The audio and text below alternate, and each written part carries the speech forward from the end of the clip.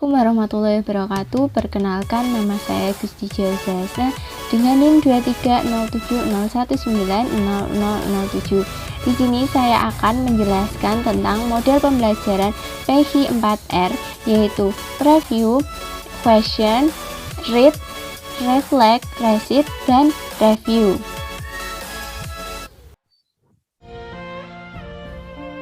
Yang pertama, mulai dari definisi. Metode pembelajaran PHI 4R yaitu suatu metode membaca yang digunakan untuk membantu siswa berpikir kritis dan memanfaatkan daya ingat siswa yang dapat membantu siswa memahami suatu materi pembelajaran.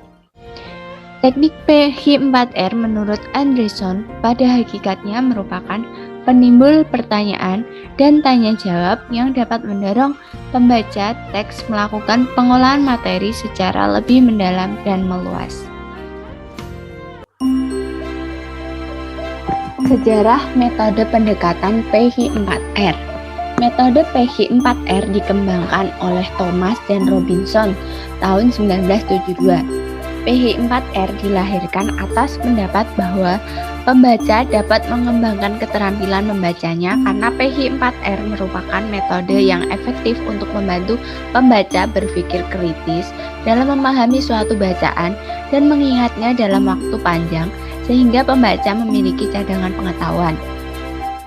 Metode PHI 4R lahir dari pengembangan metode SHI3R. Ternyata metode SHI3R belum sempurna karena masih dibutuhkan sebuah langkah lagi, yaitu refleks atau refleksi, guna mengembangkan informasi yang terdapat pada sebuah bacaan dan memindahkannya dari memori jangka pendek ke memori jangka panjang siswa. Kemudian karakteristik dari metode PHI 4R. Adapun karakteristik metode PHI 4R yang pertama, mengacu pada perilaku dan proses berpikir termasuk proses memori dan metakognitif yang secara langsung terlibat dalam menyelesaikan tugas belajar. Yang kedua, mengajarkan siswa untuk belajar atas kemampuan sendiri sehingga membantu siswa sebagai pembelajaran mandiri melalui kegiatan pendiagnosa suatu pembelajaran tertentu, memilih strategi belajar untuk menyelesaikan belajar yang dihadapi, memotivasi untuk terlibat dalam situasi belajar sampai masalah terselesaikan.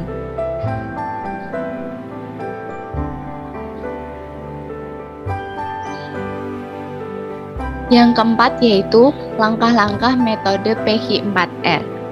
Yang pertama ada preview, yaitu siswa membaca selintas secara cepat.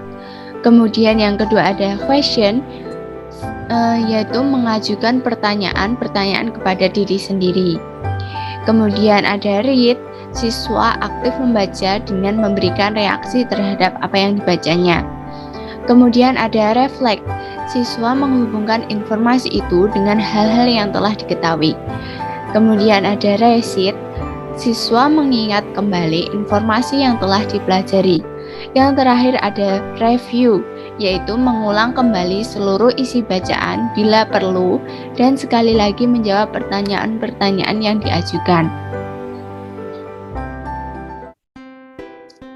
Kemudian kegiatan siswa dan guru yang dapat dilakukan menurut sintak dari metode pembelajaran PHI 4R. Yang pertama, preview. Kegiatan guru memberikan bacaan pada siswa dan membimbing siswa-siswa bagaimana menemukan ide pokok. Kemudian kegiatan siswa yang dapat dilakukan yaitu membaca selintas dengan cepat dan menemukan ide-ide pokok yang dikembangkan dalam bahan bacaan. Kemudian sintaknya ada question. Kegiatan gurunya memberikan tugas kepada siswa untuk membuat pertanyaan dari ide pokok yang telah ditentukan. Kemudian kegiatan siswanya merumuskan pertanyaan dari ide-ide pokok yang ditemukan pada saat membaca sekilas. Kemudian sintaks selanjutnya yaitu read. Kegiatan gurunya yang pertama memberikan tugas kepada siswa untuk membaca dan menjawab pertanyaan yang telah disusun sebelumnya. Kemudian yang kedua, dapat menginformasikan kepada siswa agar memperhatikan makna dari bacaan. Kemudian kegiatan siswanya yang pertama membaca secara detail dan memulai mencari jawaban atas pertanyaan-pertanyaan yang telah dibuat. Kemudian yang kedua, memperhatikan makna dari apa yang dibaca. Nah, kemudian sintaks selanjutnya yaitu refleks. Kegiatan gurunya meminta siswa memahami dan mengingat materi yang ada pada bahan bacaan serta memahaminya. Kemudian kegiatan siswanya menghubungkan apa yang sudah dibacanya dengan hal-hal yang telah diketahui sebelumnya. Sintaks selanjutnya yaitu recite. Kegiatan gurunya meminta kembali siswa untuk merenungkan kembali informasi yang telah dipelajari dengan cara merumuskan konsep-konsep dan mampu menjelaskan hubungan antara konsep-konsep. Nah, kegiatan siswanya yaitu merumuskan konsep dan menjelaskan hubungannya baik dalam bentuk lisan maupun tulisan dengan membuat catatan berdasarkan pokok-pokok bacaan. Sintaks yang terakhir yaitu review. Kegiatan gurunya yang pertama meminta siswa membuat rangkuman atau merumuskan intisari dari bahan yang telah dibacanya. Kemudian yang kedua, mengulas seluruh isi bacaan. Bila diperlukan, sekali lagi menjawab pertanyaan-pertanyaan yang telah dibuat serta bersama-sama membuat kesimpulan. Nah, kegiatan siswa dalam review yaitu membuat rangkuman atau rumusan intisari dari bahan yang telah dibacanya. Yang kedua, bersama-sama dengan guru mengulas isi bacaan serta membuat simpulan.